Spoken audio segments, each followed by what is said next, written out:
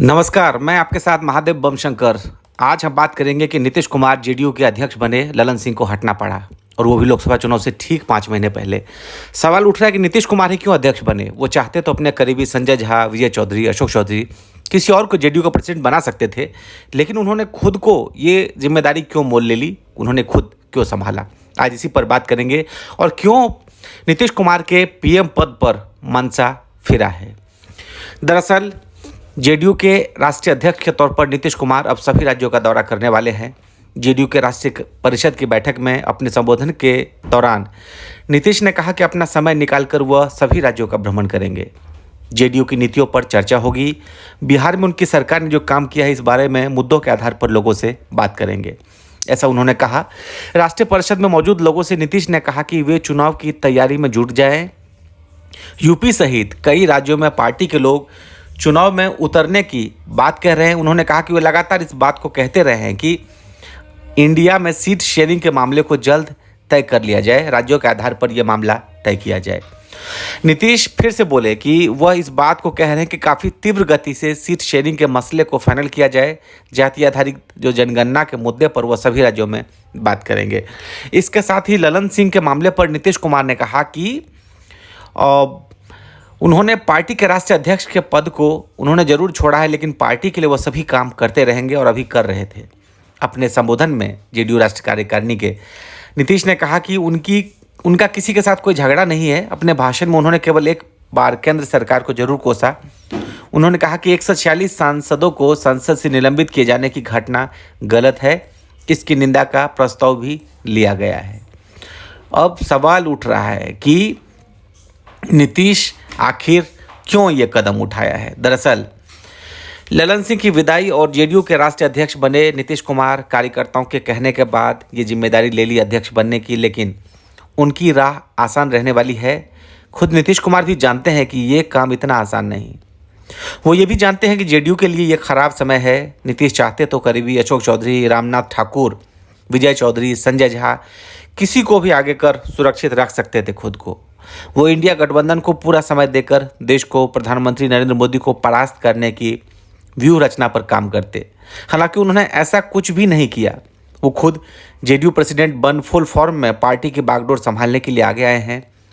ऐसे में अब सवाल उठ रहा है कि आखिर नीतीश कुमार का ये सियासी प्लान क्या है। दरअसल जेडीयू के राष्ट्रीय अध्यक्ष आरसीपी सिंह पर जिस तरह के आरोप लगाए, नीतीश कुमार आज उसी भय के साथ हैं। ऐसा नहीं कि उनके दल के सक्षम नेताओं की कमी है उनमें दल में।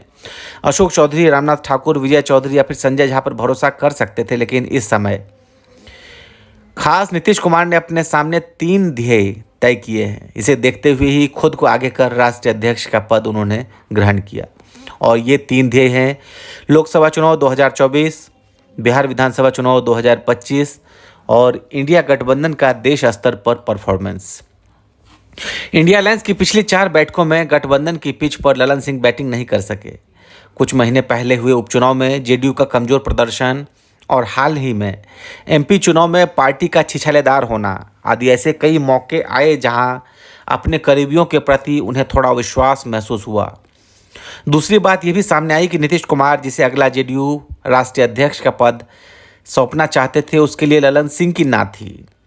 बहरहाल राजनीति की इस मुश्किल घड़ी में नीतीश कुमार ने विकल्पहीनता की स्थिति में ही सही पर यह जिम्मेवारी संभाल ली। वैसे जानने को तो वे भी जानते हैं कि ये राह इतना आसान नहीं है।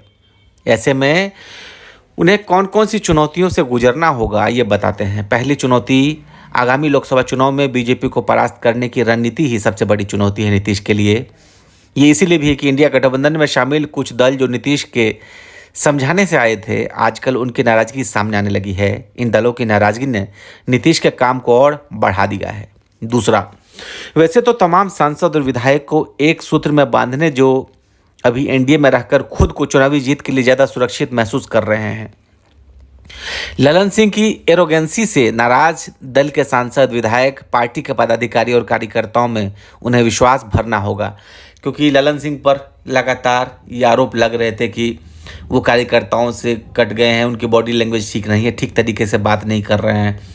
तो ये सारी चीज़ें जो है वो सामने आ रही थी। इसके अलावा 2 सालों में काफ़ी कमज़ोर हो गए हैं संगठन में फिर से जान फूँकने की जुगत तलाश करना, क्योंकि जेडीयू का इस वक्त जो संगठन है पार्टी, वो काफ़ी कमज़ोर हो चुकी है। और हमने देखा कि जो पिछले जो चुनाव हुआ था उसमें तीसरे नंबर की पार्टी जेडीयू बनकर रह गई थी। पंचायत से लेकर जिला और राज्य पदाधिकारियों के बीच बैठक नहीं होने के कारण जो सांगठनिक शिथिलता आई है उसे भी नीतीश कुमार को जगाना होगा। इंडिया गठबंधन में अपनी मजबूत उपस्थिति के लिए अपनी छवि को राष्ट्रीय स्तर पर नीतीश कुमार को लाना होगा। कई राज्यों में कार्यक्रम आयोजित कर नीतीश कुमार को अपनी पार्टी का विस्तार करना होगा। इसके अलावा नीतीश कुमार की निगाहें वहां भी रखनी होगी जहां सत्ता पलट को लेकर रणनीति बनाई जा रही है। ऐसे में विधायकों को पार्टी से जोड़े रखना सबसे बड़ा अहम मसला है। नीतीश के लिए सबसे बड़ी चुनौती है बीजेपी के अफवाह वाली राजनीति से पार्टी को बचाना। नीतीश के लिए कोई नई जिम्मेदारी नहीं है। इससे पहले साल 2016 से लेकर 2020 तक जेडीयू के राष्ट्रीय अध्यक्ष रह चुके हैं और इस बार बात कुछ हालांकि उसके लिए अलग है। राष्ट्रीय स्तर पर अलग जगह नीतीश कुमार को अपनी क्षमता, विश्वसनीयता और कर्मठता को राष्ट्र के स्तर पर सिद्ध करना होगा। वह भी तब जब नीतीश कुमार को घर और बाहर दोनों के विरोधियों से पार पाना होगा। बीजेपी के प्रदेश अध्यक्ष सम्राट चौधरी ने कहा कि नीतीश कुमार की एक प्राइवेट लिमिटेड पार्टी है। इस पार्टी का अध्यक्ष चाहे कोई बन जाए, आज बीजेपी आरजेडी और जेडीयू को अकेले ही परास्त करेगी। तो मतलब उनका ये कहना है कि बीजेपी परास्त कर देगी चाहे जो भी हो जाए। इसलिए उन्होंने कहा कि इसलिए बीजेपी को कोई फर्क नहीं पड़ता कि जेडीयू का अध्यक्ष कौन है। बीजेपी प्रधानमंत्री नरेंद्र मोदी की नीतियों के सहारे आगे बढ़ रही है। इंडिया गठबंधन भ्रष्टाचारियों का जमावड़ा है। ये 5 राज्यों के चुनाव में देश की जनता ने साबित कर दिया है। डरने की बारी अब इंडिया गठबंधन की है। इधर सुशील मोदी ने भी बड़ा तगड़ा एक तरह से आरोप लगाया है, क्योंकि एक समय सुशील मोदी को नीतीश कुमार का करीबी कहा जाता था, लेकिन उन्होंने कहा कि लालू प्रसाद से मिलने के बाद जेडीयू को तोड़ने में लगे ललन सिंह को राष्ट्रीय अध्यक्ष पद से हटाए जाने की हमारी भविष्यवाणी सप्ताह भर में सच हुई, ऐसा सुशील मोदी ने कहा। उन्होंने कहा कि लेकिन ये खेल की शुरुआत है, अंत नहीं। जेडीयू का टूटना तय है। सुशील मोदी कहते हैं कि जेडीयू के भीतर 2 गुट बन चुके हैं। एक खेमा लालू समर्थक है, जिसके 12 से ज़्यादा विधायकों को ललन सिंह अपने पीछे खड़े कर चुके हैं। दूसरा गुट बीजेपी के प्रति सद्भाव रखता है। समय रहते ललन सिंह को नहीं हटाया गया तो वे लालू प्रसाद के एजेंट के तौर पर काम करते हुए खुद का आरजेडी में विलय करा ही मानते हैं। ललन सिंह चुप बैठने वाले नहीं हैं, इसीलिए कुछ और गुल खिलाएंगे। जेडीयू को उनसे और सावधान रहने की ज़रूरत है। तो ऐसा सुशील मोदी को आशंका है और वो एक तरीके से तंज भी कर रहे हैं। इधर कुछ दिन पहले जेडीयू का साथ छोड़ने वाले और नीतीश कुमार के काफ़ी करीबी आरएलडी यानी राष्ट्रीय लोक समता, जो आरएलडी के राष्ट्रीय अध्यक्ष हैं उपेंद्र कुशवाहा, उन्होंने कहा कि मैंने तो बहुत पहले ही कह दिया था कि ललन सिंह पार्टी को तोड़ने में लगे हैं। वे जेडीयू की नहीं आरजेडी की भाषा बोल रहे हैं, पर इस वक्त किसी ने मेरी बातों पर ध्यान नहीं दिया। अब जागने से क्या होगा? नीतीश कुमार चाहकर भी पार्टी नहीं बचाएंगे। ललन सिंह ने पार्टी का तहस नहस कर डाला। तो देखिए, इसमें तमाम जो ललन सिंह के हटने के बाद जो तमाम नेताओं के रिएक्शंस आ रहे हैं, इस बीच ये भी कहा जा रहा है कि नीतीश कुमार अब, क्योंकि लालू से पीछे नाराजगी की खबर आ रही थी, ऐसा कहा जा रहा था कि ललन सिंह काफ़ी करीब हो गए हैं लालू यादव के। इन सब के बीच एक खबर ये भी आ रही है कि लोकसभा चुनाव से पहले नीतीश कुमार को अगर इंडिया गठबंधन में ठीक ठाक तरजीह नहीं मिली तो एक बार फिर से वो एनडीए के साथ जा सकते हैं। और इसमें कोई हैरानी की भी बात नहीं होनी चाहिए, क्योंकि हमने देखा कि नीतीश कुमार एनडीए के साथ भी वहाँ पर सरकार में रहे हैं, महागठबंधन के भी सरकार में रहे हैं। जब उन्होंने जो मौका देखा उस तरीके से उन्होंने अपने स्ट्रेटजी बदले हैं और इसलिए नीतीश कुमार को पलटू राम भी कहा जाता है। लेकिन अब इस वक्त देखिए, उनकी महत्वाकांक्षा इस बात से छिपी नहीं है कि पीएम बनना चाहते थे, लेकिन इंडिया गठबंधन में उनको संयोजक तक नहीं बनाया गया। दूसरा, जब दिल्ली में इंडिया गठबंधन की चौथी बैठक हुई तो उसमें बाकायदा ममता बनर्जी ने तो इंडिया गठबंधन की तरफ से प्रधानमंत्री पद के संभावित उम्मीदवार के तौर पर मल्लिकार्जुन खड़गे, जो कांग्रेस के प्रेसिडेंट हैं, उनका नाम तक ले लिया।